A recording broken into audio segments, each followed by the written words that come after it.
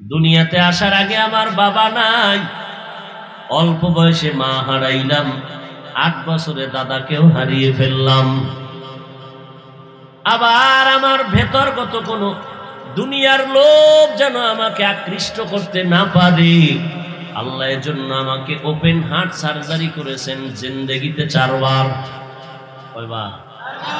নবী বলেন জিব্রাইল আমিন আসলেন, আমাকে বাইতুল্লাহর হাতিমে চিৎভাবে শোয়াইলেন, বুকটাকে চিরলেন, ভেতর থেকে কলবটাকে বের করলেন, স্বর্ণের পেয়ালায় রাখলেন, জমজমের পানি দিয়ে ধুইলেন, আবার ভেতরে কলবটা রাখলেন, আস্তে করে চাপ দিলেন, আগের মতো সুন্দর সুস্থ হয়ে গেলাম, রক্ত গেল না, সেলাই লাগলো না, ব্যথাও পেলাম না। এইভাবে কুদরতের ওপেন হার্ট সার্জারি আল্লাহ পাক করাইছেন কয়বার? শুধু কি তাই, আল্লাহর নবী এতটা শক্তিওয়ালা নবী, এতটা মেধাওয়ালা নবী, আমার দুনিয়ার কারো কাছে কোনো কিছুই পড়েন নাই, কারো কাছ থেকে নবী কিছু শিখেন নাই। এই জন্যই নবীকে বলা হয় উম্মি নবী। হুয়াল্লাযী বা'সা ফিল উম্মিয়্যিনা রাসূলাম মিনহুম ইয়াতলু আলাইহিম আয়াতিহি ওয়া ইউযাক্কিহিম। আল্লাহ পাক রব্বুল আলামিন উম্মি নবী পাঠাইছেন। উম্মি মানে অক্ষর জ্ঞানহীন, অক্ষর জ্ঞানহীন মানে মূর্খ। অক্ষর জ্ঞানহীন কথার অর্থ কি? আমার নবী মূর্খ। উম্মি মানে কি? উম্মি কথার অর্থ হলো নবী পৃথিবীর কারো কাছ থেকে পড়ালেখা শিখেন নাই। ব্যাখ্যা সাপেক্ষ। অক্ষর জ্ঞানহীন বললে নবীর এহানত হবে, ইজ্জতের উপর আক্রমণ হবে, গুনাহ হবে। আমার নবী কারো থেকে কিছু পড়েন নাই, শিখেন নাই, যে কারণে জিব্রাইল আমিন আইসা রেশমি কাপড়ের মধ্যে কোরআনের আয়াত ধরলেন, ইকরা বিসমি রাব্বিকাল্লাযী খালাক। কাপড়টা ধইরা কয় নবী পড়েন। নবী বলেন মা আনা বিকারিন, আমি পড়তে জানি না। জিব্রাইল আবার চাপ দিলেন ইকরা, নবী বললেন মা আনা বিকারিন, আমি পড়তে জানি না। এরকম কয়বার চাপ দিয়েছেন? এমন একটা কোরআন দিলেন আমার নবীর উপরে, যেই নবীর দ্বিতীয় কোনো নবী নাই, যে নবীর কোনো তুলনা নাই। কিতাব দিলেন কোরআনুল কারীম, এমন একটা কিতাব যে কিতাবের মতো দ্বিতীয় কোনো কিতাব নাই, যে কিতাবটা ধরলে সওয়াব, পড়লে সওয়াব, দেখলে সওয়াব, শুনলেও সওয়াবি। কালামে জিন্দা কোরআনে হাকিম, হিকমতে উলা ইয়াজালসতু কাদিম, জামিউল ইলম ফিল কোরআনে হাকিম, তাকাসারাত আনহু আফহামুর রিজালি। এমন একটা আমি কিতাব, যে কিতাবটা তাকায় দেখবেন তাতেও বরকত, শুনবেন তাতেও বরকত। আমি পড়িয়া যেই সওয়াব পাবো, আপনি শুধু শুনবেন তাতে সওয়াব পেয়ে যাবেন। ওই কোরআনটার ওজন মাত্র 250 গ্রাম, কিন্তু হাকিকতে ওজন কত? পাহাড় বলে আল্লাহ, এই ওজন সইতে পারুম না। আমার নবীরে এত তৈরি কইরা 40 বছরের পুরা শক্তিধর বানাইয়া মাত্র 5টা আয়াত দিয়ে ভাড়াইছে। জিব্রাইলের চাপে কোরআনের আয়াত নবী আর বরদাস্ত করতে পারেন না। নবী বলেন আমার মরণের কষ্টর থেকেও বেশি কষ্ট, ডিগ্রি মিগ্রি সারা জ্বর। কার? সৃষ্টির শ্রেষ্ঠ নবী, যার কোনো তুলনা। জ্বর উঠে গেছে, নবী বলেন আমি ভয় পাইতেছি মরণ হয়ে যাবে। এই যে 5 আয়াতের চাপ দিয়ে গেল জিব্রাইল, 3 বছরে খবর নাই। এবার বুঝেন ওজনটা কত। 3 বছর পরে আবার হাজির। ইয়া আইয়ুহাল মুদ্দাসসির কুম ফাআনজির রাব্বাকা ফাকাব্বির ওয়া সিয়াবাকা ফাতাহহির। এভাবে আল্লাহর নবীর কাছে কোরআন পাঠাইলেন, অল্প অল্প অল্প অল্প করে, ফাঁকে ফাঁকে আয়াত, সূরা, কিছু আয়াত, এইভাবে দিতে দিতে পুরা 30 পারা কোরআন আমার নবীর কাছে কমপ্লিট করতে কয়দিন লাগছে? সন্দেহ আছে? কয় বছর? যেই কোরআন নবীর কাছে, সৃষ্টির শ্রেষ্ঠ মেধা সম্পন্ন নবী, তার কাছে আসতে যদি 23 বছর লাগে, ওই কোরআন আপনি রাতারাতি বইলে মুফাসসির হইবেন? এই চালাকি কে শিখেছে আপনাকে? এত সোজা মনে করছেন কোরআন শরীফ? এত সোজা? দুনিয়ার কোন মানুষ যদি বলে আমি কোরআন শরীফ একা একা শিখবো আর কারো কাছে যাব না, আপনারা আমাকে সহজভাবে জবাব দেন। 29টা অক্ষর আছে নি? আলিফ বা তা আছে না? কেউ যদি বিশুদ্ধভাবে অক্ষরগুলো শিখতে চায়, কোন ওস্তাদ ছাড়া যদি শুদ্ধ করে শিখতে চায়, কিয়ামতের আগে পারবে? 29টা অক্ষর শিখতে যদি ওস্তাদ লাগে, তাফসীর শিখতে কেন ওস্তাদ লাগবে না? ফিকহ শিখতে কেন ওস্তাদ লাগবে না? যারা বলে আমরা ব্যক্তি মানি না, মাযহাব মানি না, কোন মুরব্বি মানি না, খোদার কসম তারা ভণ্ড। আল্লাহ ব্যবস্থা দিছে কয়টা? কিতাবও মানতে হইব, মুরব্বিও মানতে হইব।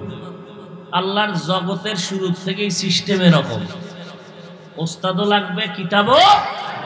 যারা বলে আমরা শুধু কিতাব মানি, আমরা ব্যক্তি মানি না, তারা গোমরাহ। যারা বলে ব্যক্তির গোলামি করি, কিতাবের তোয়াক্কা করি না, তারাও গোমরাহ। আর যারা বলে আমরা কিতাব মানি, ব্যক্তিও মানি, আল্লাহর রাজি খুশির জন্য, তারাই হলো আহলে হক। নবী কোরআন পাইছেন আর তেলাওয়াত করে শুনান। নবীর প্রথম কাজ ইয়াতলু আলাইহিম আয়াতিহি, তেলাওয়াত শুনাও, উম্মতের তেলাওয়াত শিখাওয়ার শুনাও। নবী তেলাওয়াত করেন, শুনে শুনে মানুষের দিলটা নরম হয়ে যায়। নবীর তেলাওয়াত মজার তেলাওয়াত।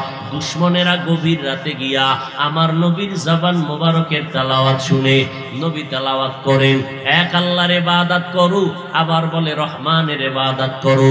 মুশরিক দুশ্মনের কয় মুহাম্মদ আসলে কি কোরআনটা তুই নিজে বানাইছো না তোর রবের কালাম?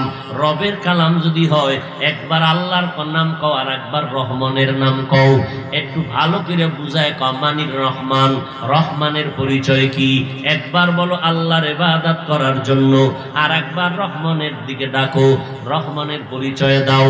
আল্লাহ রহমানের পরিচয় নিয়া কোরআনের সূরা নাজিল করলেন, আর রহমান আল্লামাল কুরআন খালাকাল ইনসান। রহমান হলেন তিনি, কোরআন শিখাইলেন যিনি। রহমান হলেন তিনি, মানুষ সৃষ্টি করলেন যিনি।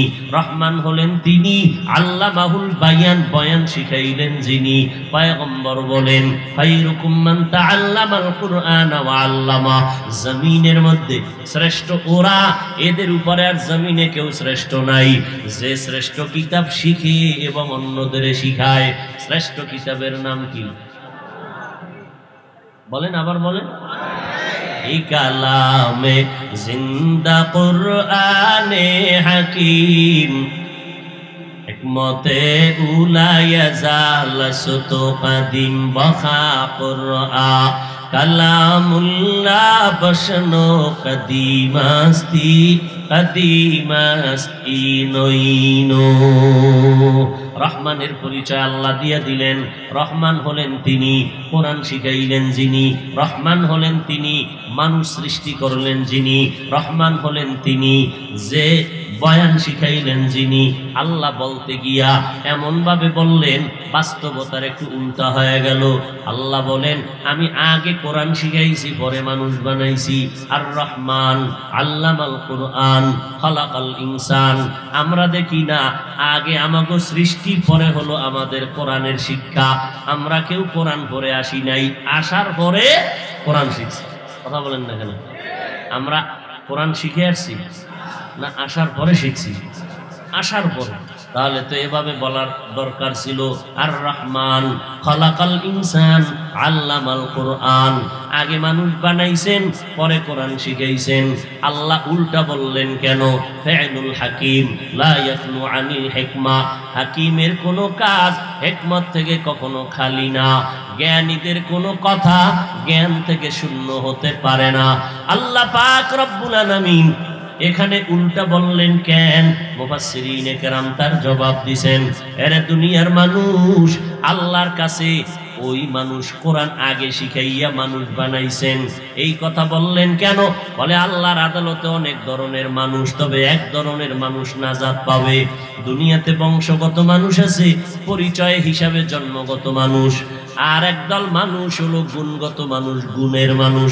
আল্লাহর কাছে বংশগত মানুষের দাম নাই, আল্লাহর কাছে জন্মগত মানুষের মূল্য নাই। আল্লাহর কাছে মূল্য হলো একমাত্র গুণের মানুষ যারা, তাদের মূল্য। কোন মানুষ? গুণের মানুষ। আদম নবীর বংশে আমরা আসছি, আমরা বংশগত মানুষ। আমাদের বংশগত পিতা আদম আলাইহিস সালাম, জন্মগত বাবা আমারে যিনি জন্ম দিলেন তার ঔরসে আমি আসছি, সে আমার জন্মগত বাবা, আমি তার জন্মসূত্রে সন্তান। আল্লাহর কাছে এই হিসাবেও কোনো মূল্য নাই। আল্লাহর কাছে মূল্য হলো একমাত্র গুণের মানুষের মূল্য। আর এই মাদ্রাসাগুলোতে গুণের মানুষ বানায়, আলেমরা গুণের মানুষ বানায়। বংশগত মানুষগুলোরে ধৈরা ধৈরা নবী গুণের মানুষ বানাইছেন, জন্মগত মানুষগুলোরে ধরে ধরে নবী গুণের মানুষ বানাইছেন। গুণের মানুষ কারে কয়? ভালো করে মনে রাখবেন, যেই জিনিসটা যেই কাজের জন্য বানানো হয় ওই কাজটাই হলো ওই জিনিসের গুণ। মনে থাকবে, যেই বস্তুটা যে কাজের জন্য সৃষ্টি করা হয়, তৈরি করা হয়, ওই কাজটাই ওই বস্তুর গুণ। মাইকওয়ালা মাইক বানাইছে কেন বলেন? আওয়াজ দেওয়া মাইকের গুণ। বাতিওয়ালা বাতি বানাইছে কেন বলেন? আলো দেওয়ার জন্য, আলো দেওয়া বাতির গুণ। পাখাওয়ালা পাখা বানাইছে কেন? বাতাস দেওয়ার জন্য, বাতাস দেওয়া পাখার গুণ। মাইক যদি আওয়াজ না দেয় সবাই ফেলে দিয়া বলবে এটা গুণের মাইক না। বাতি যদি আলো না দেয় সবাই ফেলে দিয়া বলবে এটা গুণের বাতি না। পাখা যদি বাতাস না দেয় সবাই বলবে গুণের পাখা না। মাইকের গুণ কি? পাখার বাতির গুণ কি? পাখার গুণ কি? কথা বলেন না কেন? মানুষের গুণ কি? মানুষ আল্লাহ কেন বানাইছেন? যেই জিনিসটাকে যে কাজের জন্য বানানো হয় ওই কাজ হলো ওই জিনিসের গুণ। মানুষ কেন বানাইছেন আমার আল্লাহ? মোবাইল চালানোর জন্য, বিড়ি টানার জন্য, আলেম ওলামাদের বিরোধিতা করার জন্য। ওয়ামা খালাকতুল জিন্না ওয়াল ইনসা ইল্লা লিয়াবুদুন। আল্লাহ তাআলা মানুষ বানাবার একমাত্র কারণে ইবাদত। বলেন কি? আর এক আয়াতে আল্লাহ বলেন খালাকাল মাউতা ওয়াল হায়াতা লিয়াবলুয়াকুম আইয়ুকুম আহসানু আমালা। আল্লাহ তাআলা মানুষকে আমলের পরীক্ষা দেওয়ার জন্য জমিনের মধ্যে প্রেরণ করেছেন। ও দুনিয়ার মানুষ, মানুষ বানাবার একমাত্র কারণ হলো ইবাদত। কার ইবাদত? মা খালাকতুল জিন্না ওয়াল ইনসি বাখা জুজ ইবাদত নিস্তে মাকসুদ আজ্জাহা। ইবাদত করার জন্য আল্লাহ মানুষ বানাইছেন। মানে ইবাদত কেমনে করবেন? নিয়ম জানা লাগবে। নিয়ম জানার জন্য দুই ব্যবস্থা। ওই আগের কথা, কিতাব লাগবে, ব্যক্তি লাগবে। কিতাবের মধ্যে শ্রেষ্ঠ কিতাব কোরআন, ব্যক্তির মধ্যে শ্রেষ্ঠ ব্যক্তি রহমাতুল লিল আলামিন, তিনিও কোরআন। কোরআন দুইটা, বলেন কয়টা? ওলামায়ে কেরাম বলেন আল্লাহ কোরআন দিয়েছেন দুইটা, একটা হলো থিওরিক্যাল কোরআন আর একটা হলো প্র্যাকটিক্যাল কোরআন। থিওরিক্যাল কোরআন হলো কাগজের, যেটা আমাদের কাছে আছে, আর প্র্যাকটিক্যাল কোরআন হলো মুহাম্মদুর রাসূলুল্লাহ সাল্লাল্লাহু আলাইহি ওয়াসাল্লাম, তিনি প্র্যাকটিক্যাল কোরআন। কথা বুঝেন নাই? নবী নাই, কিন্তু থিওরিক্যাল কোরআন আমাদের সামনে পেশ করা আছে। ওই কোরআনটা দেখো কেমনে ইবাদত করবা। নবী কোরআন থেকে ধরে ধরে উম্মতের ইবাদতের নিয়ম শিখাইছেন। অতএব বান্দা, ইবাদতের জন্য আল্লাহ আমাদের বানাইছেন। ইবাদত কেমনে করব তার নিয়ম জানার জন্য আমার আল্লাহ কোরআন দিলেন, নবী দিলেন। ওই কোরআনটা দেখা শিখো ইবাদত কেমনে করবা। তাহলে কোরআন শিখতে হলে ব্যক্তি লাগবে, শ্রেষ্ঠ ব্যক্তি নবী। নবী তো নাই, এখন কি করবেন? নবীর স্থানে আছে একমাত্র কারা? উলামায়ে আহলে হক। উলামায়ে আহলে হক, এদের কাছে যাও, কোরআন শিখো, ইবাদতের নিয়মটা শিখে নাও। তাহলে সব কথার মূল কি? ইবাদত শিখার গাইড হলো কোরআন, কোরআন বুঝার গাইড হলো হাদিস। কথা ঠিক নেই? কোরআনের মাধ্যমে ইবাদতের নিয়ম শিখো, এরপরে ইবাদত করো। এই দিকে ইঙ্গিত করে আমার আল্লাহ বলেন আর রহমান আল্লামাল কোরআন খালাকাল ইনসান। আমি কোরআন শিখাইছি, তারপরে মানুষ বানাইছি। অর্থাৎ কোরআন শিখিয়া যারা ইবাদত করবে তারা গুণের মানুষ, গুণের মানুষেরাই বিনা হিসাবে জান্নাতি। গুণের মানুষ। আমরা কিসের মানুষ? গুণের মানুষের মূল্য বেশি, এই জন্য আমরা গুণের ময়দানে বসছি। এই মজলিসটাও গুণগত মজলিস, এই জন্য এখানে বসার সাথে সাথে সবার গুনাহ মাফ। আরো আস্তে করে বলো। আমরা গুণের মানুষ হতে পারলে জীবন ধন্য। যারা গুণের মানুষ না, এদের চলাফেরায় কোনো গুণ নাই। কুত্তায় যেমন দাঁড়ায় প্রস্রাব করে, এরাও দাঁড়ায় প্রস্রাব করে। গরু যেমন হাঁটে আর চাটে, এরাও হাঁটে আর চাটে। কথা ঠিক নি? বানরের যেমন ডান হাত বাম হাত নাই, যা পায় তাই খাইতে থাকে, জিজ্ঞাসা নাই কোনটা হালাল কোনটা হারাম, পাইলেই খায়। যারা গুণের মানুষ না, এদের মধ্যে হালাল হারামের ভেদাভেদ নাই, পাইলেই খায়। হারাম পাইলেও খায়, হালাল পাইলেও খায়, এদের কোনো চিন্তাই নাই। অথচ চিন্তা নামক একটা জিনিস আল্লাহ মানুষের দান করেছেন, আর কাউকে দান করেন নাই। এজন্য আল্লাহ কোরআনে বলেন, চিন্তা করার মতো কলব দান করলাম, যারা করে না কলবের বিচার হবে। ওয়ালাকাদ জারানা লি জাহান্নামা কাসীরাম মিনাল জিন্নি ওয়াল ইনস লাহুম কুলুবুন লা ইয়াফকাহুনা বিহা ওয়া লাহুম আ'য়ুনুন লা ইউবসিরুনা বিহা ওয়া লাহুম আযানুন লা ইয়াসমাউনা বিহা উলাইকা কাল আনআমি বাল হুম আযাল উলাইকা হুমুল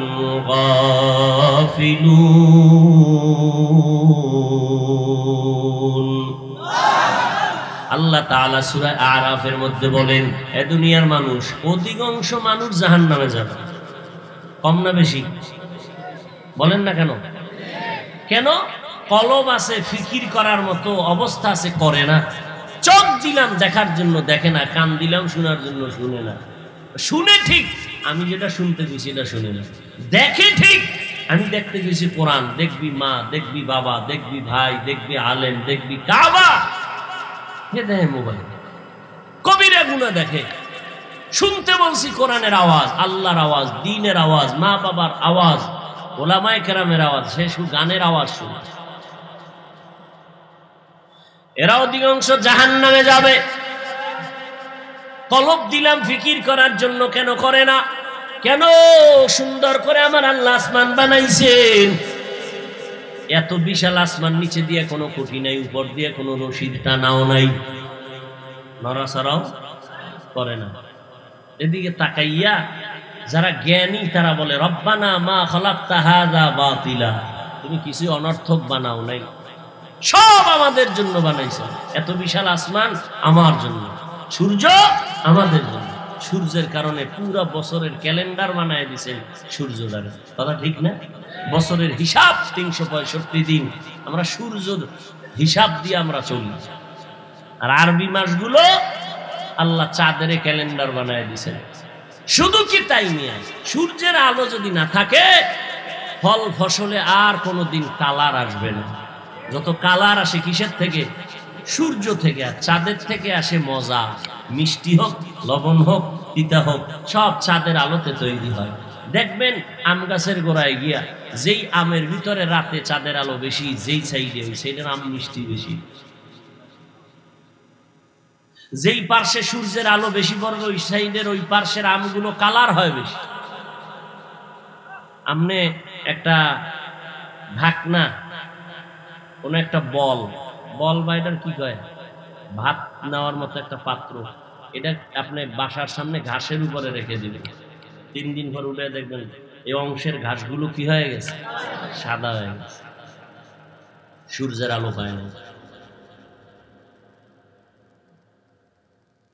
তাহলে আমরা গুণের মানুষ হতে চাই না বংশগত মানুষ হলেই হবে? আরে মিয়া, নবীর জন্মে, নবীজির ঔরসে জন্ম নিয়েও জান্নাত নাই। কে? কেনান। কার ঘরে আছে? নূহ আলাইহিস সালামের ঘরে। আর এই নূহ 950 বছর কানতে কানতে বলল, আল্লাহ এত কান্না পছন্দ করছেন, আল্লাহর নাম বাদ দিয়ে ডাকছেন, ইয়া নূহ, হে কান্নাওয়ালা গোলাম, ক্রন্দনকারী।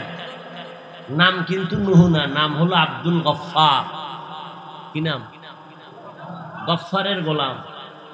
কেউ বলছেন আব্দুল জব্বার। আল্লাহ নাম ধরে ডাকেন নাই, কি ধরে ডাকছেন? তার গুণ দিয়া। কি দিয়া? তার গুণটা কি? বেশি বেশি কাঁদতেন, ইয়া নূহ, হে ক্রন্দনকারী। তার ছেলে 950 বছর দাওয়াতি কাজ করছেন নূহ নবী। এর মধ্যে আর ছেলেটারে হেদায়েতের দরজায় নিতে, হেদায়েতের মালিক কে? মান ইয়াহদিল্লাহু ফাহুয়াল মুহতাদ ওয়া মান ইউদ্লিল ফালান তাজিদা লাহু ওয়ালিয়াম মুরশিদা। আল্লাহ যারে হেদায়েত দিবেন কেউ তারে গোমরাহ করতে পারবে, আর আল্লাহ যারে হেদায়েত দিবেন না কেউ তারে হেদায়েতের মালা পরাতে পারবে। চালাক বাঙালি কইতে আমরা তো কোনো দোষী নেই, আল্লাহ হেদায়েত দিলে ভাইব, না দিলে কেউ দিতে পারবে না, তো আমাদের দোষ কি? আল্লাহ হেদায়েত দিছে, আমরা পেয়েছি, যাবো দেয় নাই তারা পায় নাই। আল্লাহ কয় আমি কার বেলায় দেওয়ার চিন্তা করব, কার বেলায় দেওয়ার হেদায়েত চিন্তা করব না। আমি আল্লাহ তাদের বেলায় হেদায়েতের চিন্তা করব যারা আমার কাছে হেদায়েত চাইবে। যারা চাইবে না আমি এগো হেদায়েত দেওয়ার চিন্তাও। আবু জাহিল্লা হেদায়েত চায় না, এই জন্য পায় নাই। নবী চেষ্টাটা কম করেন, এরপরও কালেমা পড়ে না আবু জাহাল। হাতের মুষ্টিতে পাথর নিয়ে কয় মোহাম্মদ। কি পড়বেন আপনারা? এটাও শিখিয়ে দিতে হবে। জেলাফি থাকলে পড়তেন, বাঙালি না, জেলাফি না থাকলে দরুদ পড়েন। অথচ সব সময় দরুদ পড়া দরকার, হাঁটতে চলতে উঠতে বসতে সব সময়। মসজিদে ঢুকবেন সেখানেও দরুদ। রাসূল বলেন আসমান জমিনের মাঝখানে কোন দোয়া আরশে আজিমে যাবে না যেই দোয়ায় দরুদ নেই। মসজিদে ঢুকতে দোয়া আসেনি, বের হইতে দোয়া আসেনি। দরুদ ছাড়া যতদিন পড়ছেন কবুল হবে না। আগে পিছে দরুদ পড়েন নাই, দোয়া কবুল হবে না। দরুদ লাগবে তো কেমনে পড়বেন? মসজিদে নববী রাহমাতুল লিল আলামিনের সালাম দিতে যায় বাবু সালাম, গেটের মধ্যে লেখা আছে দরুদ পড়া দোয়া পড়ো। বিসমিল্লাহি ওয়াস সালাতু ওয়াস সালামু আলা রাসূলিল্লাহ আল্লাহুম্মা গফিরলি ওয়াফতাহলি আবওয়াবা রাহমাতিক। আল্লাহর নামে শুরু কইরা দরুদ পড়লাম নবীর উপর, ওয়াস সালাতু ওয়াস সালামু আলা রাসূলিল্লাহ। এরপরে দোয়া হইল আল্লাহুম্মা ইফতাহলি আবওয়াবা রাহমাতিক। এরপরে দোয়া হইল আল্লাহুম্মা ইন্নী আসআলুকা মিন ফাদলিক। দরুদ নাই। দাবি করে আশিকে রাসূল, দরুদ শরীফ পড়ে না। মাঝে মাঝে পড়ে যখন জেলাফি থাকে, অনুষ্ঠান থাকে। আর অনুষ্ঠান মানেই তো খাওন, খাওন আছে তো দরুদের পাওয়ার বেড়ে যায়। এছাড়া আর কোনো সময় দরুদ পড়ে না। অথচ বিছানায় শুয়ে আছেন, ঘুম আসে না, দরুদ পড়েন। যত পড়বেন অত লাভ, অত লাভ, অত লাভ। আল্লাহ আমাদের সবাইকে দরুদের আমল করার তৌফিক দান করেন। ভাইরা আমার, আবু জাহিল্লা হাতের মধ্যে কি নিছে? পাথর নিয়ে কয় যদি এখন বলতে পারো আমার হাতে কি আছে, আমি এখন নবী মানবো, কালেমা পড়বো। নবী কি খুশি! তিনি চিন্তায় বললেন চাচা আসলে আপনি কালেমা পড়বেন নি? ভাবুন, আমি তো বলতে পারবো না আপনার হাতের মধ্যে কি আছে। কেন পারবা না? কয় আমি তো গায়েবের মালিক না। গায়েবের মালিক কে? তবে এতটুকু বলতে পারি, এই হাতের মুষ্টির মধ্যে যা আছে একটা আওয়াজ দাও, পাথরগুলো কালিমায় শাহাদাত করতে শুরু করুন। পাথর কথা বলতে পারে? জীবনেও পারে না। মাওলার কুদরতে পারে। অসম্ভবকে সম্ভব করার কুদরত কার? এটা যদি নবীদের মাধ্যমে প্রকাশ পায় এর নাম, এটা যদি কোনো আল্লাহওয়ালার মাধ্যমে প্রকাশ পায় এর নাম কারামত। যারা বলে আমরা ওলিয়া উলিয়ার কারামত বিশ্বাস করি না, এরা গোমরাহ। এরা কি? গোমরাহ। আমি তো চ্যালেঞ্জ দিয়ে বলি সারা বাংলাদেশে যেই পণ্ডিত কয় আমরা ওলিও মানি না আউলিয়াও মানি না, এরা বুখারী শরীফও মানে না, কোরআন শরীফও মানে না। এরা ভণ্ড। কি এরা? ভণ্ড। কালেমায় শাহাদাত যখন পাথরগুলো পড়া শুরু করলো, আবু জাহিল্লা পাথর দিয়ে মাটি ফালায়, ও আল্লাহ তুমি বড় জাদুকর, মুহাম্মদ তুমি বড় কি? হেদায়েত চাইছে, চায় নাই, হেদায়েত পায় নাই। ওমরের মতো বেড়া তরবারি নিয়ে দৌড় নবীরে কল্লা ফেলে দিবে, কিন্তু হঠাৎ আল্লাহ কুদরতের দ্বারা কবুল করছেন, নবীও চাইতেছেন। ওদিক থেকে ওমরের দিলটাও নরম হয়ে গেছে, বোনের কান্না দেখা এবার রেডি হয়ে গেছে। যেই কোরআন এত সুন্দর, যা শিখাইছে সে না জানি কত সুন্দর। সে ওমর তওবা করে তাজা মুসলমান হয়ে গেল, তরবারি নিয়ে হাতে দাঁড়ায় গেল 5 মিনিটের মাথায়। নবীর হাতে হাত লাগাইছে, নবীজির মোহাব্বতের কুদরতের আল্লাহর পাওয়ারি 2 চোখের তাওয়াজ্জু যখন লাগছে সিনার মধ্যে, ওমরের পাওয়ার বেড়ে গেছে, পাওয়ারওয়ালা কলম হয়ে গেছে, চার্জ ফুল, এমন ফুল। তরবারি নিয়ে দাঁড়ায় বাইতুল্লাহর পাশে গিয়ে, গাই বেঈমান, মুহাম্মাদের প্রয়োজন হবে না, আমি তার একজন ক্ষুদ্র খাদেম। 27 বছর বয়সে কালেমাটা হইয়া লাইছি, সামনে আয়। কোন মায়ের সন্তান যদি থাকো, মুহাম্মাদের বিরোধী শক্তি তরবারি ওমরের যথেষ্ট। ওই আল্লাহ আসেনি, আল্লাহর ওই শক্তি আসেনি। আল্লাহ সবাইকে কবুল করে।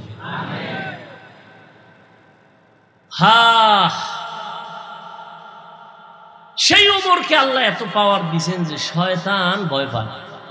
চিন্তা করেন, যে শয়তান আল্লাহর যুক্তি দিয়া কাজ করার চেষ্টা করল, সেই ইবলিস ওমরের দেখলে দৌড়, আরে দৌড়, পিছনে তাকাবার আর সময় নেই। কেমন পাওয়ার আল্লাহ ওমরকে দিছেন যে শয়তান ভয়ে পালায়।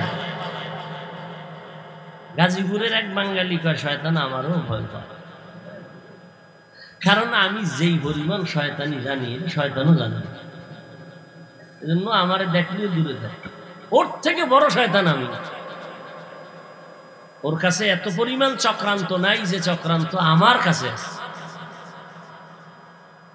আল্লাহ হেদায়াত দান করে। তাহলে আমরা মানুষ হব কিসের মানুষ? গুণের মানুষ। গুণের মানুষ হতে হলে লাগবে ইবাদতের গুণ, ইবাদত শিখতে হলে লাগবে কোরআন, কোরআন পাইতে হলে লাগবে ভার্সিটি, রমনা পার্ক, হাতির ঝিল। কোরআন কোথায় পাবেন? জোরে বলেন। এটা কি? কোরআনের মাদ্রাসা। এটা বন্ধ করার ক্ষমতা পৃথিবীর কারো হাতে আল্লাহ। এজন্য করোনা, স্কুল বন্ধ, কলেজ বন্ধ, সব বন্ধ, ব্যবসা বন্ধ, চাকরি বন্ধ, কোরআনের মাদ্রাসা বন্ধ হয় নাই। আর কি দেখাইবে আল্লাহ?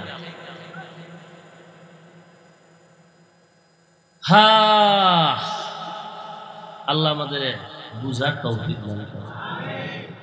সারা দুনিয়ার বিজ্ঞানীরা একজোট হয়ে গেছে মাদ্রাসা বন্ধ করার জন্য। হাজার হাজার মাদ্রাসার আগুন লাগায় দিল ভারতের জমিনে। আলেমের জিন্দাই করে গাছের সাথে লাট ঝুলায় দিল। কোরআনের আলো ভারতে রাখবে না।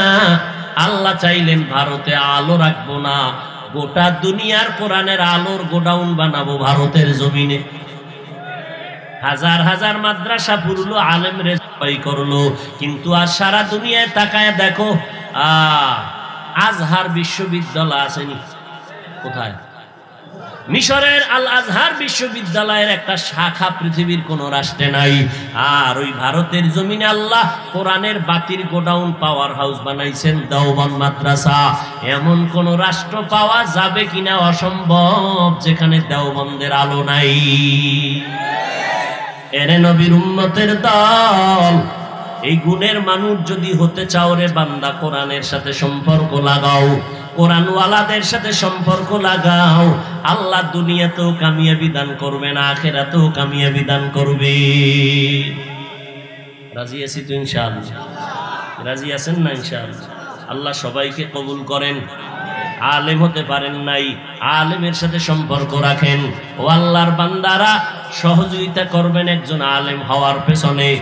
আমি বান্দা আজকে চেয়ারে বসলাম, যেই মানুষটা আমার একটা জামা বানাইয়া সহযোগিতা করেছিল, ওই লোকটা কত গর্বিত, কত ধন্য। যেই মানুষটা আমার একবেলা খানার আয়োজন করেছিল, ওই লোকটার জীবন কত ধন্য, কত গর্বিত। ও আল্লাহর বান্দারা, দুনিয়াতেই না কিয়ামতের ময়দানে আল্লাহ কোরআনওয়ালাকে বলবে, তোর সহযোগিতা যারা করছে এরকম গুনাহগার জাহান্নামের দিকে যায়। 10 জনের সুপারিশ কর, আমি তোর সুপারিশে জান্নাত দিয়ে দিব। কোরআনওয়ালার পাওয়ারে আল্লাহ সুপারিশের অধিকার দিবে 10 জন জাহান্নামী, এরা সুপারিশ করবে, আল্লাহ জান্নাত দিয়ে দিবে। এই জন্য কোরআনওয়ালাদের সাথে সম্পর্ক রাখার দরকার আছে না নাই? যারা রাখতেছে আলহামদুলিল্লাহ, দুনিয়াতে ভালো থাকলে তারাই আছে, এছাড়া কেউ শান্তিতে নাই। আপনি তো মনে করেন অনেক অশান্তি, আপনার থেকে অশান্তি যারা এই লাইনে নাই এরা আরো বেশি। আপনি বুঝেন না, উপর থেকে বুঝবেন কিভাবে?